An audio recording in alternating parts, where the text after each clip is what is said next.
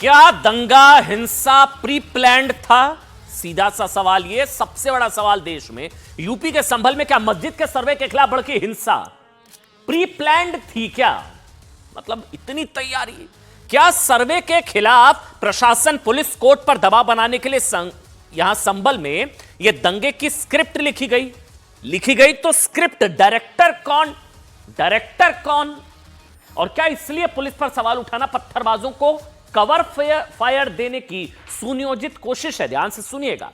क्या पुलिस पर सवाल उठाना पत्थरबाजी की घटनाओं को या पत्थरबाजों को कवर फायर देने की कोई सुनियोजित कोशिश है? देखिए, संभल हिंसा को लेकर ऐसे तमाम सवाल उठ रहे हैं। ये बताने से पहले क्यों उठ रहे हैं, आपको ना एक बार संभल हिंसा से जुड़े 10 बड़े अपडेट मैं जल्दी से दे देता हूं। इस वक्त रात के 8 बज चुके हैं। अब तक क्या हुआ है, क्या नहीं हुआ है? 2500 लोगों पर एफआईआर हो गई है। 2500। सबसे बड़ा अपडेट, पहला अपडेट यह कि संभल हिंसा में 2500 लोगों के खिलाफ एफआईआर दर्ज कराई जा चुकी है। इनमें 800 लोगों में समाजवादी पार्टी सांसद जियाउर रहमान बर्क और समाजवादी पार्टी के विधायक इकबाल महमूद के बेटे सोहेल इकबाल का नाम भी है। ध्यान से सुनिए, मैं फिर से कह रहा हूं, 10 अपडेट इस वक्त आपके साथ चल रहे हैं। तस्वीरों पर नजर रखिए, मत हटाइएगा। समाजवादी पार्टी के सांसद, समाजवादी पार्टी के विधायक का बेटा। संभल हिंसा के बाद इलाके में आरएएफ, रैपिड एक्शन फोर्स, तैनात कर दी गई है। संभल हिंसा में अब तक 4 लोगों की दुखद मौत की खबर है। 4 लोगों की मौत हो गई। 3 लोगों के नाम नईम, बिलाल, नोमान, 4 की मौत। संभल हिंसा में आज पुलिस ने 25 लोगों को गिरफ्तार किया। 25 को गिरफ्तार किया है। 2500 पर एफआईआर हुई है। 4 लोगों की मौत हुई है। और जिन 25 लोगों को गिरफ्तार किया उसमें से कई लंगड़ाकर चलते हुए दिखाई दिए। आरोपियों ने कहा है कि पुलिस ने उन्हें 3rd डिग्री दी है। इसके अलावा पुलिस ने मस्जिद कमेटी, ये बहुत बड़ी खबर है आज की, मस्जिद कमेटी के अध्यक्ष जफर अली को हिरासत में ले लिया गया। आज जफर अली ने आरोप लगाया था कि पुलिस की वजह से हिंसा भड़की, हिंसा फैली। संभल पुलिस ने बताया कि किसी भी व्यक्ति की मौत पुलिस की गोली से नहीं हुई। यह बहुत ध्यान से सुनिएगा। पुलिस ने गोली चला दी। देसी तमंचा था जिससे गोली चली।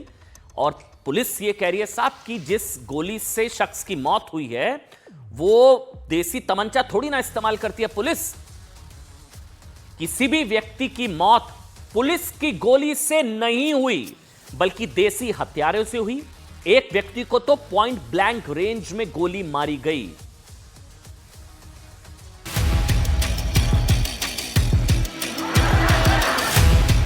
सुनियोजित साजिश है, सही कहा, लेकिन ये साजिश जनता की नहीं, पुलिस प्रशासन की साजिश है।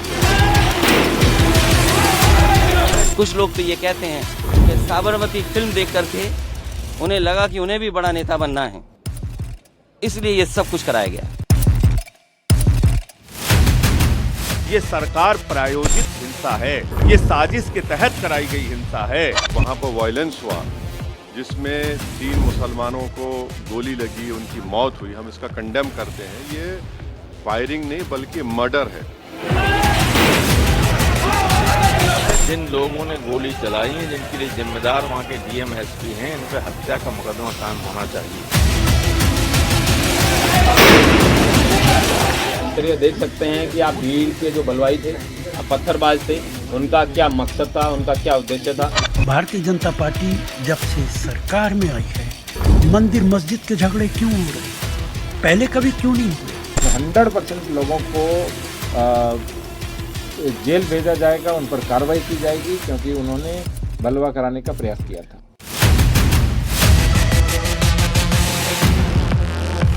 आप नफरत को कहां ले जाना चाहते हो? क्यों नफरत की आग फैलाना चाहते हो? इस नफरत के अंदर हम लोग झुलस जाएंगे। नफरत से देश नहीं चल सकता, देश मोहब्बत से चलेगा। समाजवादी पार्टी और कांग्रेस के नेताओं, कट्टरपंथी मौलानाओं ने जिस प्रकार से इस अंधी हिंसा का समर्थन किया है वह चिंताजनक है। ये हिंसा भड़काने में एसडीएम संभल का हाथ है। बहुत दुर्भाग्यपूर्ण है। अब बाकी चीजें हाउस में रखें। एक साथ इतने लोगों का पथराव कर देना, ये सब कर देना, इट्स एब्सोल्युटली प्री प्लान्ड। साहब पुलिस गोली गाली ईंट डंडे पत्थर खाने के लिए तो नहीं है ना साहब। मतलब संभल में पुलिस तो ये पत्थर लेकर नहीं गई थी, तो वहां टनों के हिसाब से ईंट पत्थर कहां से आ गया? देसी हथियार कहां से आए? बोरे में पत्थर किस लिए भरकर रखे थे? ये सब पुलिस लेकर गई थी क्या इतने टन के हिसाब से पत्थर? खतरनाक चाकू कहां से आए? ऐसा चाकू दिखाया पुलिस ने, दोनों तरफ से चलता है। ये सारी तैयारी ये पुलिस ने कराई थी क्या इन दंगाइयों की, उपद्रवियों की? दोनों ओर से इस्तेमाल होने वाला चाकू, हथियार, घरों से हथियार, देसी तमंचा, लाठी डंडे, बोरे भर भर कर पत्थर, कुछ लोग कह रहे पेट्रोल बम भी था। मतलब इन लोगों ने पहचान कर करके पुलिस की गाड़ियां फूकी। किसने फूकी? 20 पुलिस वालों ने क्या खुद को जख्मी कर लिया क्या? नहीं, पुलिस वालों ने खुद को जख्मी कर लिया होगा। जो लोग पुलिस पर सवाल उठा रहे हैं ना, बहुत आसान होता है साहब पुलिस पर सवाल उठाना। लॉ एंड ऑर्डर बिगड़ता है तो हम सबसे पहले पुलिस को गाली देते हैं, है ना? पुलिस की जिम्मेदारी, पुलिस ये पुलिस वो। पुलिस दंगाइयों के डंडे पत्थर खाने के लिए क्या? डिप्टी कलेक्टर ने क्या खुद अपना पैर तोड़ लिया? ये कोई नहीं बताएगा आपको साहब, ये कोई नहीं बताएगा। डिप्टी कलेक्टर का पैर टूट गया, 20 पुलिस वाले जख्मी हैं, एक सीरियस है।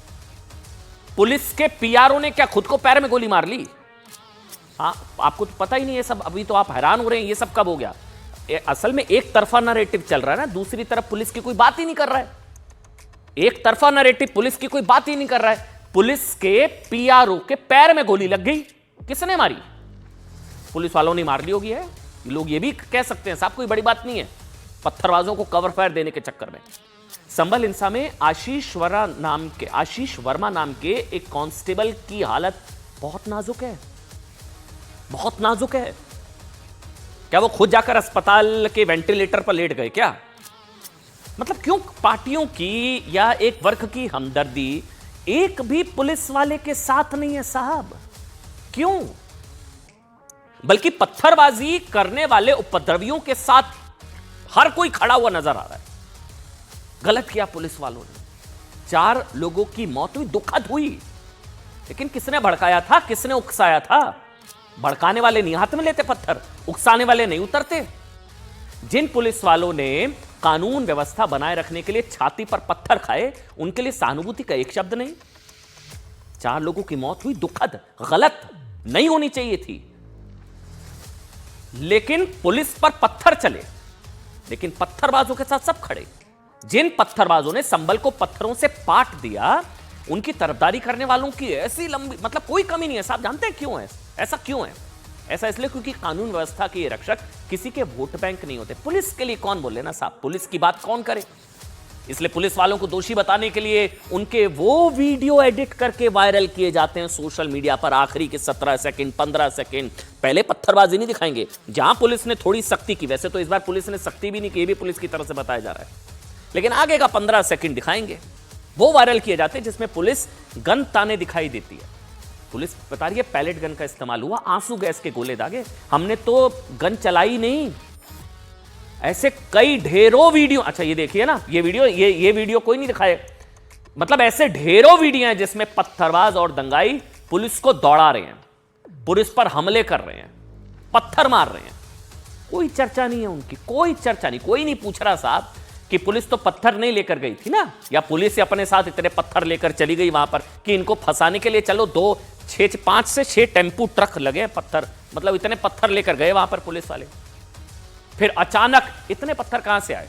चलिए आप अपने आप से पूछिए, इतने पत्थर कहां से आए? मतलब होते हैं क्या घरों में, छतों में पत्थर इकट्ठे होते हैं? कभी भी कुछ भी हो जाता है। तैयारी थी साहब, पूरा प्री प्लान्ड बताया जा रहा है। कुछ घंटों की पत्थरबाजी में गलियां ईंट पत्थरों से पट गई। स्थिति जानते हैं ये हो गई, आप हैरान हो जाएंगे कि गलियों के पत्थर हटाने के लिए ट्रैक्टर ट्रॉली की मदद लेनी पड़ी। सवाल यह भी है कि अचानक भीड़ के पास देसी हथियार कहां से आ जाते हैं? अचानक से, मतलब गुस्सा आया तो अचानक से पत्थर प्रकट हो गए, अचानक से हथियार प्रकट हो जाते हैं, अचानक से देसी तमंचे आ जाते हैं। सब कुछ अचानक नहीं होता, सब प्री प्लान्ड। ऐसे चाकू कहां से आए जिनसे दोनों तरफ से हमला किया जा सकता है? वो दिखाऊंगा मैं तस्वीर, मैं कह रहा हूँ प्रोड्यूसर अगर वो दिखा पाए। वो आज पीसी में पुलिस ने वो चाकू दिखाया, दोनों तरफ से नोकीला है वो। अच्छा हाँ, ये आ गया, ये देखिए आप, ये दिखेगा अभी आपको। दोनों तरफ से 2 मुहा चाकू, दोनों तरफ से हमला किया जा सकता है। संभल हिंसा के लिए पुलिस को जिम्मेदार बताने वाले लोग कई बताएंगे कि पुलिस की गाड़ियां किसने फूकी, पत्थर किसने चलाए, 20 पुलिस वालों को किसने जख्मी किया। मैं फिर से कह रहा हूं, डिप्टी कलेक्टर के पैर को किसने तोड़ा, पुलिस। ये अच्छा आ गया चाकू, ये देखिए आप, दिखाइए इसको आराम, देखिए आप, ये ऐसे इन्वेंट कर रखे हैं इन लोगों ने, जहां कुछ पता लगता है कुछ, ये सब चाकू वाकू लेकर। यहां दिल्ली में दंगा हुआ तो गुलेल बनानी थी, ठेले के ऊपर गुलेल बना ली थी बड़ी सी। देखा था आपने, दिल्ली में दंगा हुआ है, ठेला था, मैं खुद गया था वहां पर, ठेले के ऊपर बड़ी सी गुलेल बना ली, और गुलेल से ऊपर से जो है वो बड़े बड़े बोतलें पेट्रोल बम की मारी जा रही हैं। यहां पर एक ये नई इन्वेंशन हुई है, एक चाकू, दो मुआ चाकू, दोनों तरफ से चलता है, भीड़ में लेके चलते हैं तो जख्मी कर सकते हैं। क्या क्या सोच रहे हैं ये लोग। अच्छा, ये पुलिस अपने आप को जख्मी करने के लिए चाकू लाई थी। कुछ लोग कह देंगे अमन जी आप तो झूठ बोल रहे हैं।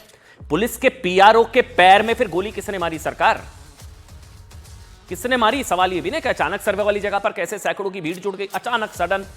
क्या भीड़ पूरी तैयारी के साथ आई। क्यों पत्थरबाजों की टीम में कुछ महिलाएं भी देखी गई। ये शायद पहली बार है महिला पत्थरबाजों की टोली में महिलाएं भी नजर आई जो पत्थर मार रही थी। कई टन ईंट पत्थर, दो मुहे चाकू, अवैध तमंचे क्या अचानक आ गए, या कुछ लोगों के घरों में ये सब मतलब सामान्य रूप से रखा रहता है क्या, हमें नहीं पता, ऐसा तो होता ही नहीं है। पुलिस ने बताया कि उसने भीड़ के खिलाफ पैलेट गन, ध्यान से सुनिएगा, पैलेट गन और गैस शेल्स का इस्तेमाल किया। फिर गोली किसने चलाई। पुलिस की गोली से तो वो मरे ही नहीं जिनकी दुखद मौत हुई। पुलिस ने बताया कि हिंसा में मारे गए लोगों की मौत देसी तमंचे से हुई है। अब तो क्या यूपी पुलिस देसी तमंचा इस्तेमाल करती है क्या साहब। ये तो मतलब बिल्कुल नॉर्मल क्वेश्चंस हैं। हिंसा के दौरान मिले दो मुहे चाकू क्या इस बात का इशारा नहीं करते कि हिंसा के लिए पहले से तैयारियां की गई थी। क्या यह हिंसा पुलिस प्रशासन और कोर्ट पर दबाव बनाने के लिए हुई थी। क्योंकि जब सर्वे कोर्ट के आदेश पर हो रहा था, ये देखिए आप पर नजर रखिएगा, ये बड़ी नई इन्वेंशन हुई है इस दंगे में, जो पुलिस भी हैरान होगी। एक ऐसा चाकू है दोनों तरफ से, मतलब दो मुहा चाकू दोनों तरफ से काटता है। सवाल यह कि कोर्ट के आदेश पर जब यह सर्वे हो रहा था तो हिंसा की नौबत क्यों आई। ये मोबोक्रेसी, भीड़ तंत्र, इस सब की क्या जगह है। सैकड़ों की संख्या में पत्थरबाज अचानक आए या जुटाए गए। क्या पुलिस पर सवाल खड़े करने वाले पत्थरबाजों और दंगाइयों को कवर फायर देने की कोशिश तो नहीं कर रहे हैं। देखिए, पुलिस पर सवाल उठाने वाले क्या ये बताएंगे कि पत्थरबाजों की पलटन, अच्छा नकाबपोश क्यों थी, चलिए ये बता दीजिए आप। पुलिस जिम्मेदार, पुलिस ने सख्ती की, चलिए ये फिर नकाब पहनकर कौन लोग आए थे। ये सारी जो पलटन, पत्थरबाजों की पलटन, चेहरा क्यों ढकी हुई थी, क्यों गाड़ियां तोड़ रही थी, मोटे मोटे पत्थर। पत्थरबाजों ने क्यों चुन चुनकर घटनास्थल के सीसीटीवी तोड़े। ये तो अचानक हुआ ना भाई। कुछ लोग कह रहे हैं अचानक से गुस्सा आ गया, कोई प्री प्लान नहीं था। तो पहले सीसीटीवी क्यों तोड़े, चाकू कहां से आया, देसी तमंचा कहां से आया, ये टन इतने पत्थर कहां से आए। क्यों दंगाइयों और पत्थरबाजों ने सिर्फ वही गाड़ियां जलाई जो पुलिस से जुड़ी हुई थी, जबकि पुलिस की गाड़ियों के पास खड़ी आम लोगों की गाड़ियों में खरोंच तक नहीं आई।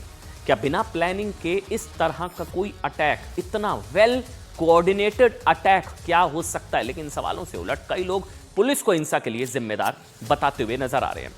आज समाजवादी पार्टी के अध्यक्ष अखिलेश यादव जी ने भी इस घटना को लेकर एक वीडियो पोस्ट किया। इस वीडियो में यह आपको नजर आएगा अखिलेश जी द्वारा पोस्ट वीडियो, जिसमें पुलिस के हाथ में ऐसे ऊपर गन है, उससे पीछे, अब ये इतना ही वीडियो पोस्ट होता है। इस वीडियो में कुछ पुलिस वाले गन तानते हुए दिखाई दे रहे हैं।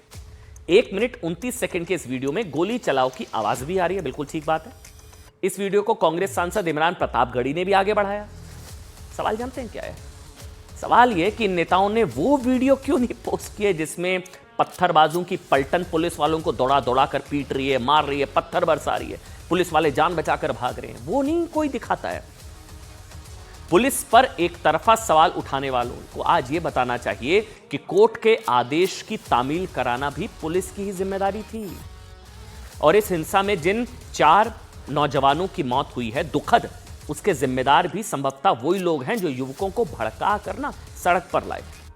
सवाल उठता है साहब कि जब पुलिस कह रही है कि किसी भी व्यक्ति की मौत पुलिस की गोली से नहीं हुई, तो उनकी मौत किसकी गोली से हुई। ये तो पुलिस का कहना है कि उपद्रवियों के खिलाफ टीयर गैस और पैलेट गन का इस्तेमाल हुआ। पुलिस की ओर से ऐसी कभी फायरिंग नहीं हुई जिससे किसी की जान चली जाए। सवाल यह है तो फिर जिनकी मौत हुई वो किसकी गोली से मरे। सूत्र बता रहे हैं कि प्रारंभिक जांच में पता चला है कि 2 लड़कों को जो गोली लगी वो देसी हथियार से चलाई गई थी। कमिश्नर आंजनेय सिंह ने जो बताया कि एक बच्चे को पॉइंट ब्लैंक रेंज से गोली मारी गई। जब पुलिस भीड़ के नजदीक गई ही नहीं तो पॉइंट ब्लैंक रेंज से गोली किसने चलाई, सुनिए। एक बच्चे को पॉइंट ब्लैंक रैंक से भी गोली मारी गई है। अब पॉइंट ब्लैंक रैंक से रेंज से गोली अगर मारी जाएगी तो वहाँ तो आप सबको पता है कि वहाँ पुलिस तो मौजूद नज़दीक में तो थी नहीं, दूर दूर पुलिस थी।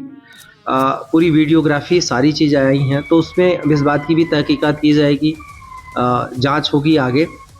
और जैसे जैसे मामले निकलते जाएंगे, साक्ष्य इकट्ठे होते जाएंगे, सबसे जो सख्त कार्रवाई हो सकती है वो करेंगे। इतने सारे पुलिस ऑफिसर्स, पुलिसमैन खड़े हैं वहाँ, 200 पुलिसमैन खड़े थे, उसके बावजूद अगर उन लोगों में ओडेसिटी है पत्थर फायर करने की, देन दे हैड डिसाइडेड कि वी विल बाय हुक और crook will go and take over the Jama Masjid and will double the survey जो कर रहे थे। हमने अभी तक 21 लोगों को हिरासत में लिया है। और एक बड़ी खबर आ रही है, विष्णु जैन को जान से मारने की धमकी दी गई है। बहुत बड़ी खबर आ रही है। संभल मस्जिद केस में हिंदू पक्ष के वकील को डेथ थ्रेट्स, जान से मारने की धमकी, और उसका ऑडियो भी है। यह मुझे बताया जा रहा है हिंदू पक्ष के वकील विष्णु शंकर जैन को जो धमकी दी गई है उसका ऑडियो भी वायरल हो रहा है, अगर हम सुना पाएं, जिसमें विष्णु शंकर जैन को जल्द ही आजाद करने की धमकी दी गई है। धमकी देने वाले ने अपना नाम एडवोकेट विपुल बताया, और विष्णु शंकर जैन को धमकी के ऑडियो में उनके पिता और कोर्ट के जज का भी जिक्र। हम सुना सकते हैं ऑडियो विष्णु शंकर जैन को, सुनाइए एक बार, सुनाइए। क्या खुराफात करते रहते हो विष्णु शंकर जैन? विपुल कुमार बोल रहा हूँ, एडवोकेट। क्या खुराफात करते रहते हो तुम? क्या भाई जो है खुराफात है? खुराफात ही करते रहते हो तुम? कौन सी खुराफात है ये? खाली खुराफात ही करते रहते हो बाप बेटे तुम। अरे बाप बेटे कौन सी खुराफात कर रहे, बताएंगे सर आप? खुराफात ही कर रहे हो, और क्या कर रहे हो तुम?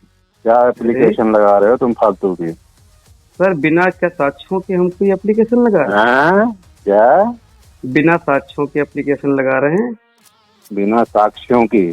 आप क्या जो है नहीं, आप जो है कहना क्या चाहते हैं? तुम्हारे खिलाफ भी कंप्लेन करूंगा और उस जज के खिलाफ भी कंप्लेन करूंगा। अरे तो आप, ठीक है, लोकतंत्र के संविधान में सबको आजादी है। लोकतंत्र के संविधान में आजादी है तो आजादी तुम्हें भी देंगे ना भाई, आजादी। अरे बिल्कुल आजादी, किस तरह से है, किस तरह की आजादी? आजादी तुम्हें भी देंगे, साक्ष्य के साथ देंगे। तुम दोनों जो मिलके तुम दोनों जो मिलके कर रहे हो खुराफात, उस खुराफात की आजादी तुम्हें भी दी है तो हमें भी देंगे। मिलनी चाहिए नहीं मिलनी चाहिए? तुम और तुम जो जज के साथ मिलके जो कर रहे हो, वो जज साहब मिले हुए जो हैं वो वही कर रहे हैं। आप जज साहब को तुम बोल रहे हैं, और जज साहब को क्या खुदा समझ लें? खुदा क्यों समझना है? खुदा समझ लें? तुम समझो खुदा, अगर समझना है तो। हम तो नहीं समझते खुदा। आप अपना पूरा जो है परिचय क्या दे सकते हैं? आप परिचय के मोहताज मत बनिए, परिचय के मोहताज आपको बताया, अगर आप लीगल पर्सन हैं, अगर आप लीगल पर्सन हैं तो आपको शुरू में ही परिचय दिया विष्णु शंकर जैन जी, शुरू में ही परिचय दे दिया। कहाँ रहते हैं? आवास कहाँ है आपका? हाँ जी, आवास कहाँ है आपका? आवास दिल्ली में है, सुप्रीम कोर्ट में बैठता हूँ। और बोलो। हालांकि बता दें न्यूज़ 18 इंडिया इस ऑडियो की पुष्टि नहीं करता, लेकिन पुष्टि के लिए अच्छा खुद लाइव जुड़ गए विष्णु शंकर जैन जी। सर अभी जो ऑडियो सुन रहे थे हम, आपको धमकियां मिल रही हैं इस तरह की, जान से मारने की धमकियां इस तरह से मिल रही हैं आपको? अभी हमने ऑडियो भी सुनाया। बराबर मुझे धमकी दी जा रही है सोशल मीडिया पे। मेरी जो माता जी हैं, मेरे जितने लोग हैं, उन सबको गालियां दी जा रही हैं, भद्दी भद्दी धमकियां दी जा रही हैं। और मैं एक बात बताना चाहता हूं स्पष्ट आपके माध्यम से कि चाहे कुछ भी हो जाए, चाहे जो भी सामना करना पड़े, मैं अपनी लीगल ड्यूटीज करता रहूंगा। मैं अपने पद से विचलित होने वाला नहीं हूं। और आपके माध्यम से सारे देशवासियों को बोलना चाहता हूं कि मैं लड़ रहा हूं, मैं लड़ता रहूंगा, चाहे अंजाम कुछ भी हो। मुझे कोई अंजाम की परवाह नहीं है, पर जो मैं अपने धर्म के मार्ग पे, सत्य के मार्ग पे अपनी लीगल ड्यूटीज कर रहा हूं, वो मैं करता रहूंगा। जिसको जो धमकी देनी है, कम वोट में मैं अपना काम करता हूं। विष्णु जी, असल में ये भी कहा जा रहा है कि आप लोगों ने भी उकसाया भड़काया, मतलब आप, एक वीडियो आया था जिसमें आप जा रहे थे तो पीछे जय श्री राम की नारेबाजी, कुछ लोग कह रहे हैं कि वो भड़काने उकसाने का खेल थोड़ा आप लोगों की तरफ से भी खेला गया, ऐसे आरोप है। सफाई देना चाहेंगे आप? एक वीडियो भी देखा होगा आपने, आप ही का है। अमन जी थोड़ा इस चीज को समझिए, जहां पे हम सर्वे करने गए थे उस जगह का क्या डेमोग्राफी है, आप इसको जरा अध्ययन करिए। जब सुबह 7:30 बजे सर्वे करने गए थे तो मैं अपने साथ डिस्ट्रिक्ट मजिस्ट्रेट साहब, एसपी, सीओ, एसडीएम मैम, जो सरकारी वकील हैं, केंद्र सरकार, राज्य सरकार के, ये सारे लोग वहां पे मौजूद थे। और साथ ही साथ मस्जिद कमेटी के वकील जफर अली, हम सारे लोग एक साथ गए हैं सर्वे करने सुबह 7:30 बजे। उस वीडियो को अखिलेश यादव जी ने और जितने समाजवादी पार्टी के और बाकी बैरिस्टर लोग हैं और समाजवादी पार्टी के एमपी हैं, उन्होंने गलत ढंग से प्रेजेंट किया कि राम, जय श्री राम के नारे लगाते हुए सर्वे करने गए, जिसकी वजह से दंगा भड़क गया। टोटल झूठ, गलत और फॉल्स इंफॉर्मेशन फैलाई गई। भाई जब 7:30 बजे गया था तो मैं तो लोकल प्रशासन के साथ सर्वे करने गया था, तो वहां पे जय श्री राम नारे लगाने का कोई मतलब नहीं बनता है। वहां पे 8:15 बजे से लेके 11 बजे तक नारे तकबीर, अल्लाह अकबर के नारे लगते रहे। 25 से 30 हजार लोग बराबर वहां पे नारे लगाते रहे, बम बंदूक के बीच में। वहां पे हमने अपना सर्वे की प्रोसीडिंग्स कंडक्ट की, सर्वे चला। और जब 11 बजे वहां से मैं निकला तो 4 गलियों में टोटल भारी मात्रा में पथराव और आगजनी हो रही थी। सिर्फ एक गली थी जहां पे हिंदू समाज के लोग रह रहे थे, वहां से मुझे निकाला गया और उन्होंने मुझे देख के जय श्री राम के नारे लगाए। निकाला गया मतलब? और मैंने तो एक शब्द भी नहीं बोला है। नहीं, निकाला गया मतलब आप भी फंस गए थे क्या? आप कह रहे हैं बम बंदूक और ये सारी चीजें, नारेबाजी, आप भी फंस गए थे क्या? जहां पे हम लोग ऊपर मस्जिद में थे तो ऊपर वहां पे भी पत्थर फेंके जा रहे थे। वो तो हमें पत्थर लगे नहीं, वो हमारा फॉर्च्यून है। पर वहां से जब निकाला जा रहा था तो पुलिस प्रशासन के मौजूदगी में, एसएचओ कोतवाली की मौजूदगी में मुझे वहां से निकाला गया। और जब वहां से निकाला गया तो वहां के जो स्थानीय लोग थे उन्होंने ये पूरी देखी है किस तरह से वहां पे भयानक स्थिति थी। 8:30 बजे से लेकर 11 बजे तक तो उन्होंने मुझे देख के नारे लगाए, मैंने तो एक नारा भी नहीं लगाया। और उसको अखिलेश यादव जी और समाजवादी पार्टी के media cell, how can you be so irresponsible, और barrister, how can you be so irresponsible, आपने गलत स्टेटमेंट दे दिए कि ये नारे लगाते हुए क्या इसकी वजह से वायलेंस हो गया। विष्णु भाई, नारे किसने लगाए, नहीं लगाए, गोली किसने चलाई? ये गोली कहां से चली, किसने चलाई? करें पुलिस ने गोली चलाई, 4 लोगों की मौत हो गई। इस दुखद मौत ही कहेंगे भाई, दुखद मौत हुई, नहीं होनी चाहिए थी। गोली किसने चलाई? फिर पुलिस ने चलाई, नहीं चलाई, आप कुछ बता सकते हैं? सर हमें नहीं पता गोली कहां से चली। हम तो ऊपर 20 सीढ़ियां चढ़ के, ये मस्जिद कितनी ऊंचाई पे आपने खुद ही देखा होगा, हम तो वहां अंदर सर्वे कर रहे थे। जब वहां पे सर्वे कर रहे थे तो ये देखा जा रहा था पैलेट गन्स की और जो टीयर गैसेज है इसकी आवाज सुनाई दे रही थी, फायरिंग की आवाज सुनाई दे रही थी। हमारे सामने गाड़ियों को आग लगाई जा रही थी उपद्रवियों द्वारा, हमारे सामने कितनी पुलिस के ऊपर पथराव किए जा रहे थे, ये सारी चीजें ऊपर से हम लोग देख रहे थे। और ऊपर सर्वे टीम के ऊपर पथराव किए जा रहे थे, ये सारी चीजें वहां पे हो रही थी। अब किसने गोली चलाई, क्या हुआ, ये तो आप लोकल प्रशासन से पूछिए। क्योंकि आप वहां पर थे तो आप ये कह सकते हैं मतलब कि ये कुछ लोग कह रहे हैं प्री प्लान्ड था, ये बिना प्लानिंग के इतना कुछ हो ही नहीं सकता। आपको भी लगता है प्री प्लान्ड था, पहले से ये सब तैयारी थी कि आप लोग आएंगे, अटैक होगा, ये सब होगा, प्री प्लान्ड था क्या? आपको भी लगता है? आप मुझे बताइए, 5 ट्रक पत्थर क्या 1 घंटे में आ सकता है? क्या 15 मिनट में आ सकता है? 6:30 बजे, 23 तारीख को 6:30 बजे जो मस्जिद कमेटी के वकील हैं उनको इंफॉर्मेशन दी जा चुकी थी, उनको कॉपी रिसीव कराई जा चुकी थी और उनको बकायदा पता था कि 24 तारीख को सुबह 7 से 11 के बीच में सर्वे होना है।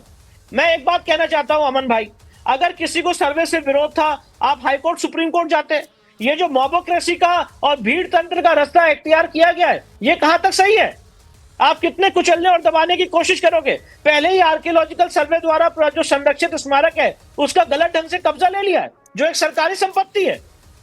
आज ऐसा क्या ऐसे कारण, मैं चाहता हूं कि आप इसके बारे में जरा इसको दिखाएं जरा, क्या ऐसे कारण है कि एएसआई के लोगों को वहां से पलायन करना पड़ा?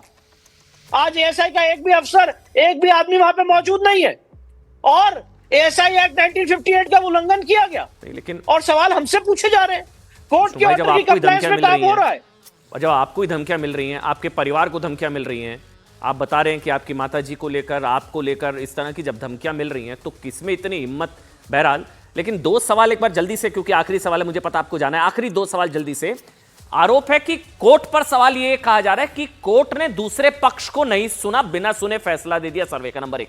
नंबर 2, सर्वे बहुत जल्दबाजी में हुआ, मतलब 19 तारीख को फैसला आया, इधर फैसला उधर सर्वे शुरू। तो ये जो हेस्ट था, ये जो जल्दबाजी थी, इससे अविश्वास बढ़ा। दो सवाल है मेरे, जल्दबाजी में सर्वे और दूसरा दूसरे पक्ष को नहीं सुना गया, दोनों का जवाब जल्दी से विष्णु भाई। पहली बात, दूसरे पक्ष को सुनने की जरूरत तब आती है अमन भाई जब कोर्ट नोटिस जारी करे। सपोज करिए 19 तारीख को जब मैं याचिका लेके गया था और कोर्ट कहे इस याचिका में कोई दम नहीं, हम इसको यहीं खारिज करते हैं, तो मामला वहीं खत्म हो जाता। और कोर्ट जब नोटिस जारी करती है तो नोटिस जारी करने का मतलब क्या होता है लीगल टर्म्स में, कि आप दूसरी साइड को कॉपी दीजिए, और उसी दिन उनको कॉपी प्रोवाइड की गई है, सेम डे कॉपी प्रोवाइड की गई, उनकी बाकायदा रिसीविंग है। और सबसे बड़ी बात यह है, सुनने की आवश्यकता तब होगी जब 29 नवंबर को केस लगेगा। अभी तो कोर्ट नोटिस जारी करने से पहले आपको सुनने का कोई प्रोविजन ही नहीं है। एडमिशन हियरिंग पे ये केस में नोटिस जारी किया जाए कि नहीं किया जाए, इसके लिए कोई प्रोविजन नहीं है। अगर उनको पता था, उनके वकीलों को वहां पता चल गया था कि मैं वहां पे आ गया हूं और ये केस दाखिल हो रहा है, आप कोर्ट के सामने आके कैविएट फाइल कर सकते थे और अपनी बात रख सकते थे, पर आपने ऐसा नहीं किया। जब कोर्ट का ऑर्डर हुआ 3 बजे, उनके वकील कासिम साहब खुद वहां पे अहमद रूम में मौजूद थे, उनको पता था कि ऑर्डर हो चुका है, उन्होंने खुद कोर्ट की फाइल देखी जिसका मैंने विरोध किया, और उसके बाद आप बोल रहे हैं कि हमें यहाँ पता ही नहीं था ऑर्डर हो गया है, हमारे पीठ पीछे ऑर्डर हो गया। कैसी बातें कर रहे हैं आप? किस तरह के मिस इन्फॉर्मेशन फैला रहे हैं? मैं इसलिए विष्णु आपको जोड़ा, लेकिन बाकी मतलब आप जो भी काम कर रहे हैं कानूनी तरीके से कर रहे हैं, पहले तो उसकी तारीफ की जानी चाहिए। कानूनी तरीके से, संवैधानिक तरीके से आप ये लड़ाई लड़ रहे हैं, लेकिन जिस तरह की धमकियां आपको मिल रही है उसके लिए भी आपको भी सतर्क रहने की जरूरत है। आप अपना ध्यान रखें, सुरक्षा का खासकर आप ध्यान रखें, क्योंकि आपके परिवार को भी धमकियां और आपको भी धमकियां मिल रही है। बहुत बहुत धन्यवाद विष्णु शंकर जैन हमारे साथ जुड़े। उधर संभल हिंसा को लेकर समाजवादी पार्टी सवाल उठा रही है साहब कि जब सांसद जियाउर रहमान बर्क मौके पर नहीं थे तो समाजवादी पार्टी के सांसद के खिलाफ एफआईआर क्यों लिखी गई? वहीं यूपी पुलिस का कहना है साहब कि सांसद जियाउर रहमान बर्क और समाजवादी पार्टी के विधायक के सुपुत्र सोहेल इकबाल के खिलाफ भड़काऊ बयान देने के मामले में केस दर्ज कर लिया गया है। अब आपको बताते हैं कि संभल हिंसा में गोधरा कांड की एंट्री कैसी हो गई है, ये बहुत हैरान कर देने वाला। बीजेपी मंत्री और बीजेपी सांसद, केंद्रीय मंत्री बीजेपी सांसद गिरिराज सिंह ने संभल हिंसा को लेकर कहा कि फरवरी 2002 में जैसे गोधरा में साबरमती एक्सप्रेस में सुनियोजित साजिश के तहत प्रायोजित अटैक हुआ ना, ठीक उसी तरह संभल में भी सर्वे टीम पर अटैक प्री प्लान्ड था। वहीं अखिलेश यादव ने कहा है कि कुछ लोग कहते हैं कि साबरमती फिल्म देखकर उन्हें लगा कि कुछ बड़ा कराना है, इसलिए हिंसा हुई। सुनिए। इतना घटी है, ये विपक्ष के कारण घटी है। विपक्ष के लोगों ने जानबूझकर के सोची समझी रणनीति के तहत इतिहास के पन्नों को मैं उलटना चाहता हूं। गोधरा में जैसे पहले से प्रायोजित था, उसी ढंग से विपक्ष ने तुष्टीकरण नीतियों के तहत वहां पे सर्वे टीम पे हमला नहीं था, ये भारत के संविधान पर हमला था, भारत के लोकतंत्र पे हमला था। ये भारत को जलाना चाहते थे। इन लोगों ने कहा था कि भारत को बांग्लादेश बनाएंगे, ये संभल को बांग्लादेश बनाना चाहते। क्या जियाउल इस्लाम वहाँ थे? हमारे विधायक वहाँ थे और सांसद थे क्या वहाँ? जियाउर रहमान कोई बता दे, वो बेंगलोर में थे, वो अपने कार्यक्रमों में थे, संभल में नहीं थे। और अपना चुनाव जो लूटा है उसको छिपाने के लिए इन्होंने, सरकार ने जानबूझ करके किया है। कुछ लोग तो ये कहते हैं कि साबरमती फिल्म देख करके उन्हें लगा कि उन्हें भी बड़ा नेता बनना है, इसलिए ये सब कुछ कराया गया है।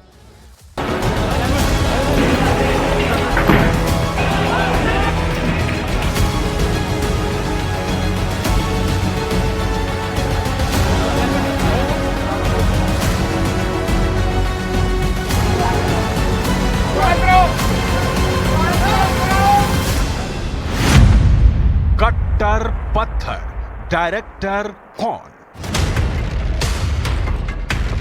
उपद्रवियों के चेहरे पर नकाब है, डर है कि कहीं साजिश पकड़ी न जाए, और जब कैमरों ने इनका वीडियो बनाया तो हाथ से काटने का इशारा कर दिया। संभल में हिंसा, मास्टरमाइंड कौन? खड़ी गाड़ी पर दनादन पत्थर फेंके, और जब करतूत कैमरे में कैद हुई तो इशारा देख लेने का दिया। पत्थरबाजों के पीछे तमंचाबाज कौन? मस्जिद के आसपास के घरों की छतों से पत्थरबाजी हुई और पुलिस वालों को चुन चुन कर निशाना बनाया गया। मस्जिद का सर्वे किसे दिक्कत? मस्जिद के सर्वे के विरोध के नाम पर गाड़ियों में आग लगा दी गई, जानबूझकर सरकारी संपत्तियों को निशाना बनाया गया। जो सबूत वीडियो में दिखे, ठीक वैसी ही तस्दीक मुरादाबाद के कमिश्नर आंजनेय कुमार सिंह ने की। इसमें जो वहाँ के माननीय सांसद हैं जियाउर रहमान बर्क, उनके खिलाफ भी हुई है इंस्टिगेशन के कारण, और वहाँ के जो एक माननीय विधायक हैं उनके पुत्र के खिलाफ भी, क्योंकि उनकी मौजूदगी वहाँ थी। उसमें बहुत सारे ऐसे तत्व थे जो पहले से तैयारी करके आए थे, मुंह बात करके, और उन लोगों ने जो भी पथराव किया, पथराव के साथ साथ उसमें फायरिंग की भी इंसिडेंट की खबर आई। सवाल उठता है कि संभल को सुलगाने की साजिश किसकी थी? आखिर किसके इशारे पर पथराव हुआ? पुलिस वालों को किसके कहने पर निशाना बनाया गया? किसके इशारे पर संभल में हिंसा भड़की? सरकारी संपत्ति में क्यों आग लगा दी गई? अब तक हुई जांच में संभल में हुए बवाल, विद्रोह और हिंसा की आग में कट्टरपंथियों के हाथ दिख रहे हैं। संभल के जिलाधिकारी और पुलिस अधीक्षक के मुताबिक रात में ही हिंसा की पूरी प्लानिंग कर ली गई थी। पुलिस टीम को जानबूझकर पत्थरों से निशाना बनाया गया। उपद्रवियों ने सरकारी पिस्तौल भी लूट ली। हिंसा भड़काने के पीछे समाजवादी पार्टी के सांसद जियाउर रहमान बर्क और समाजवादी पार्टी के विधायक इकबाल मसूद के बेटे सोहेल का नाम सामने आया है। संभल में हुई हिंसा की 4 तस्वीरें बताती हैं कि हिंसा प्री प्लान थी। सोची समझी साजिश के तहत पुलिस वालों को निशाना बनाया गया। पत्थरबाजी की आड़ में पुलिस वालों पर अवैध हथियार से फायरिंग भी हुई और ये दावा खुद जिले के सबसे बड़े अधिकारी ने किया। 25 लोग हैं, लेकिन कुल लगभग 700-800 लोगों की संख्या है, तो एक एक करके आइडेंटिफाई करके सबको डिटेन किया जाएगा। पता चल सकता है किस तरीके के वेपन रिकवर हुए हैं? क्या देसी तमंचे? एक तो आपको दिखाया था, ये चाकू तो मैंने भी पहली बार देखा, जो दोनों तरफ से चलता है, जो भीड़ में चलाने के लिए ही होता है।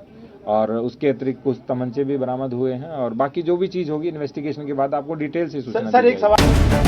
हिंसा के दौरान संभल पुलिस अधीक्षक के पीआरओ के पैर में गोली मार दी गई। एक डिप्टी एसपी के पैर में गोली लगी, जबकि एक डिप्टी एसपी का पैर फ्रैक्चर हो गया। वहीं हिंसा में एक कांस्टेबल की हालत गंभीर बताई गई। नकासा थाना क्षेत्र में गए थे, वहाँ पे मेरे और डीएम साहब के ऊपर पत्थरबाजी भी की गई इन लोगों के द्वारा और एक तमंचे से फायरिंग भी की गई थी। उसमें मेरे पीआरओ के पाँव में गोली भी लगी है। उसी समय जो महिला जिसने पत्थरबाजी की थी उसको घर आइडेंटिफाई करके उसको गिरफ्तार किया गया है। पुलिस के द्वारा किसी प्रकार का कोई फायर है इसमें ना आदेश था, ना ही उसको प्रयोग किया गया है। और बाकी जो उनकी पोस्टमार्टम रिपोर्ट है उससे पता चल जाएगा कि उनका किस तरीके की किन परिस्थितियों के अंदर उनकी डेथ हुई है। बाकी सीसीटीवी फुटेज है वो भी बहुत महत्वपूर्ण है। सीसीटीवी फुटेज में भी पता चलेगा कि उनकी डेथ है वो किन सब। हिंसा के दौरान और उसके बाद जो तस्वीरें सामने आई वो साफ इशारा कर रही हैं कि कट्टरपंथियों के इशारे पर साजिश के पत्थर को प्लांट किया गया, जिसमें कई पुलिस वाले घायल हो गए। क्या फ्रैक्चर हुआ, क्या हुआ है? यहीं पर मस्जिद के पीछे तिराही पर ड्यूटी थी हम लोगों की, भीड़ को कंट्रोल करने के लिए, लेकिन गली से अचानक बहुत सारे लोग आए जब हमारी सर्वे की टीम निकल गई उसके बाद, और अचानक के हमारे अधिकारियों के समझाने के बावजूद भी अचानक उन्होंने पथराव शुरू कर दिया। उसी पथराव के दौरान ये चोट लगी, हाथ में फ्रैक्चर हो गया। संभल में हुई हिंसा में 1-2 नहीं 20 से ज्यादा पुलिस वाले घायल हुए। पुलिस वालों पर जमकर पत्थरबाजी हुई, किसी का सिर फूटा, किसी के हाथ टूट गए, तो कुछ पर अवैध तमंचे से फायरिंग की बात सामने आई। 7 बजे के समथिंग 300 आदमी का क्राउड हो गया था, जिसमें छोटे बच्चे भी थे, बड़े भी थे। उनको समझाया गया, कप्तान साहब के द्वारा समझाया भी गया। उन्होंने फिर नारेबाजी, अपने धर्म को लेकर नारेबाजी करनी स्टार्ट की।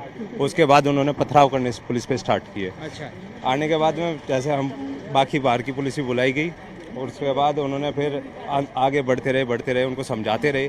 उसके बाद में उन्होंने आगजनी करनी स्टार्ट कर दी। संभल में हुई हिंसा में 4 लोगों की मौत हो गई। सवाल उठे कि पुलिस वालों की गोली से लोगों की मौत हुई, लेकिन इस हिंसा में जो 2 लड़के मारे गए उनकी पोस्टमार्टम रिपोर्ट में चौंकाने वाली बात सामने आई। सूत्रों के मुताबिक इनिशियल पोस्टमार्टम रिपोर्ट में 2 लड़कों के शव से 315 बोर की गोली आर पार हो गई। जिस 315 बोर की गोली से लड़कों की मौत हुई उसका इस्तेमाल अवैध हथियार मतलब देसी तमंचे में होता है। सूत्र बताते हैं कि संभल हिंसा में जिनकी मौत हुई वो देसी तमंचे से हुई, ना कि पुलिस की गोली से। हल्के बल का प्रयोग, लाठी का प्रयोग किया, लेकिन उसके बाद में उन्होंने भयंकर पथराव है वो विभिन्न और गन शॉट की आवाज़ें भी जिस तरीके से आने लगी, तो पुलिस ने उसके बाद में उनके ऊपर टीएसएम चलाना शुरू किया, जो टीयर स्मोक म्यूनिशन है, आंसू गैस के गोले दागे गए। संभल में हिंसा की शुरुआत रविवार सुबह तब हुई जब कोर्ट के आदेश पर सर्वे टीम जामा मस्जिद का सर्वे करने पहुंची थी। कोर्ट ने 29 नवंबर तक सर्वे रिपोर्ट को वीडियोग्राफी और फोटोग्राफी के साथ पेश करने को कहा था। विष्णु शंकर जैन कह रहे हैं कि तो प्री प्लान था, पूरी तैयारी थी, तो क्यों लग रहा है कि संभल की शाही जामा मस्जिद के सर्वे के दौरान हिंसा पूरी तरह से प्री प्लान्ड थी? मस्जिद में सर्वे का विरोध करने वाले ये कहकर पहले से लोगों को भड़का रहे थे साहब कि कोर्ट ने जल्दबाजी में सर्वे का ऑर्डर दे दिया, मुस्लिम पक्ष को अपनी बात रखने का मौका तक नहीं दिया, ये कहकर पहले ही भड़काया जा रहा था। इससे स्थिति पहले से ही वल्नरेबल थी, तनावपूर्ण थी। सबसे पहले क्या हुआ, आपको टाइमलाइन बताता हूं, क्रोनोलॉजी।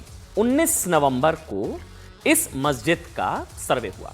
उस दिन भी बड़ी संख्या में भीड़ ने सर्वे का विरोध किया, लेकिन उस दिन सिचुएशन को कंट्रोल कर लिया गया, कोई घटना इस तरह की नहीं हुई। इसके बाद क्या हुआ, फिर दोबारा से सर्वे 24 नवंबर को सुबह करीब 8 बजे मस्जिद का सर्वे शुरू हुआ और सर्वे टीम के मस्जिद में घुसते ही हजारों की संख्या में भीड़ मौके पर जुटने लगी। कहा गया पहले से लोग तैयार बैठे थे। 8:30 बजे के बाद हजारों की टीम वहां पर आ गई पत्थर उत्थर लेकर, और मस्जिद में सर्वे टीम के खिलाफ संभल में जबरदस्त हिंसा शुरू हो गई। 19 तारीख 24 तारीख, समझ गए बाप। मुस्लिम पक्ष का दावा यह है कि हिंसा इसलिए भड़की क्योंकि प्रशासन ने मस्जिद की, ये बताया गया, आरोप ये लगे कि मस्जिद की हौद से, मतलब जहां से पानी निकलता है, तो मस्जिद की जहां से पानी निकलता है वहां से वुजू का पानी निकलने लगा, यानी तो फिर लोगों में अफवाह फैल गई कि कहीं ये जो है सर्वे की टीम मस्जिद में खुदाई तो नहीं कर रही है। लोग भड़क गए, ये एक थ्योरी निकल कर आई है। फिर हिंसा भड़क गई। इसी हिंसा को लेकर विपक्ष योगी सरकार और बीजेपी को जिम्मेदार ठहरा रहा है। सर्वे कोर्ट के आदेश पर हो रहा है, लेकिन कांग्रेस ने कहा है कि बीजेपी ने नफरत की राजनीति को बढ़ावा देने के लिए मस्जिद में सर्वे कराया। समाजवादी पार्टी ने तो खुलकर उपद्रवियों और पत्थरबाजों का समर्थन करते हुए कहा है कि पुलिस ऐसी कार्रवाई करेगी तो पत्थरबाजी होगी। भारतीय जनता पार्टी जब से सरकार में आई है, मंदिर मस्जिद के झगड़े क्यों हो रहे हैं? पहले कभी क्यों नहीं हुए? बनारस के अंदर मस्जिद का झगड़ा, मथुरा के अंदर झगड़ा, अब यहाँ संभल के अंदर झगड़ा। ये मस्जिद तो बाबर से पहले की बनी हुई है। अब 2 आदमी जाएंगे अदालत में और 2 घंटे के अंदर अंदर वहाँ पे हुक्मनामा भी जारी हो जाएगा। अगर इबादत गाहों पर, अगर धार्मिक जगहों पर कंट्रोवर्सी होगी तो जाहिर है उसका कोई भी नतीजा हो सकता है। संभल में आज सर्वे करने गई थी टीम, वहाँ पर पत्थरबाजी हुई है पुलिस के ऊपर। तो होगी पत्थरबाजी, पुलिस ऐसा कार्रवाई करेगी। बूथ लूटेगी अगर, तो आगे चल के लोग क्या करेंगे, निराश होकर। पत्थरबाजी होगी, लेकिन खुद जो है ना, बार बार कहा जाता है नेताओं का कोई सगा संबंधी नहीं उठाता पत्थरबाजी होगी। आप लोग करिए ना, आप लोग मतलब पड़ोस से होना चाहिए, आप लोग करिए, उठाइए पत्थर, भड़काइए हिंसा। 4 जो है लोगों की दुखद मौत हो गई। ये भड़काने वाले ना, भड़काऊ ब्रिगेड खुद मैदान में नहीं उतरते, उतारते हैं बस। आप जानते हैं संभल हिंसा को लेकर ना एक प्लेसेस ऑफ वर्शिप एक्ट 1991 की भी बहुत चर्चा है, इसको भी ध्यान से सुनिएगा। मुस्लिम पक्ष का आरोप है कि भाई मस्जिद के सर्वे प्लेसेस ऑफ वर्शिप एक्ट 1991 का उल्लंघन है, वॉयलेशन है। प्लेसेस ऑफ वर्शिप एक्ट क्या है इसको सुनिए, यानी कि सार्वजनिक आराधना स्थल अधिनियम, प्लेसेस ऑफ वर्शिप एक्ट, ये कांग्रेस सरकार 1991 में पास किया था। अब इस एक्ट में क्या है कि साहब 15 अगस्त 1947 के बाद जो धार्मिक स्थल है उसका मूल स्वरूप नहीं बदला जा सकता। मस्जिद है मस्जिद रहेगी, मंदिर है मंदिर रहेगा। 15 अगस्त 1947, ठीक उसी स्थिति में रहेंगे। इस अधिनियम में कहा गया था कि धार्मिक स्थलों पर किसी तरह का बदलाव नहीं हो सकता। प्लेसेस ऑफ वर्शिप एक्ट, ठीक। कांग्रेस की नरसिम्हा राव सरकार प्लेसेस ऑफ वर्शिप एक्ट को राम मंदिर आंदोलन को देखते हुए लाई थी, क्योंकि कई लोगों को डर था साहब कि राम मंदिर आंदोलन की तरह देश में कई धार्मिक स्थानों के लिए भी इस तरह के आंदोलन खड़े हो सकते हैं। इसलिए इस अधिनियम में कहा गया कि 15 अगस्त 1947 तक जिस पूजा स्थल का जैसा चरित्र है वैसा ही रहेगा, मंदिर मंदिर रहेगी, मस्जिद मस्जिद रहेगा, ठीक। अयोध्या के बाबरी ढांचे विवाद को इस अधिनियम से दूर रखा गया था। इसलिए मुस्लिम पक्ष का कहना है कि ज्ञानवापी की तरह शाही ईदगाह मस्जिद का सर्वे इस एक्ट का वॉयलेशन है। जबकि अब सुनिए इसमें पेंच क्या है। हिंदू पक्ष कहता है साहब कि प्लेसेस ऑफ वर्शिप एक्ट सर्वे से थोड़ी ना रोकता है, मूल स्वरूप नहीं बदलेगा, लेकिन मूल स्वरूप है क्या ये जानने के लिए तो सर्वे जरूरी है। आप समझे पेंच क्या है इसमें। हिंदू पक्ष कहता है कि प्लेसेस ऑफ वर्शिप एक्ट, ठीक है, मूल स्वरूप आप नहीं बदल सकते, मस्जिद मस्जिद, मंदिर मंदिर, लेकिन मूल स्वरूप है क्या ये जानने के लिए सर्वे जरूरी हो। प्लेसेस ऑफ वर्शिप एक्ट सर्वे से नहीं रोकता है, ये पेंच है। सुनिए, कानून कोई चीज है ही नहीं है। जिस दिन कोर्ट में सुनवाई होती है उसी दिन ऑर्डर हो जाता है, उस दिन सर्वे भी हो जाता है। ये तो 1948 में ऐसे ही हुआ था बाबरी मस्जिद में। तो ये जो फायरिंग हुई है ये फायरिंग नहीं है, मर्डर है। और जो भी ऑफिसर्स इन्वॉल्व हैं उनको सस्पेंड करना चाहिए और एक सिटिंग हाई कोर्ट जज से उसकी इंक्वायरी होनी चाहिए। ये सरासर गलत है, जुल्म हो रहा है वहां पर तो संभल में। उग्र भीड़ ने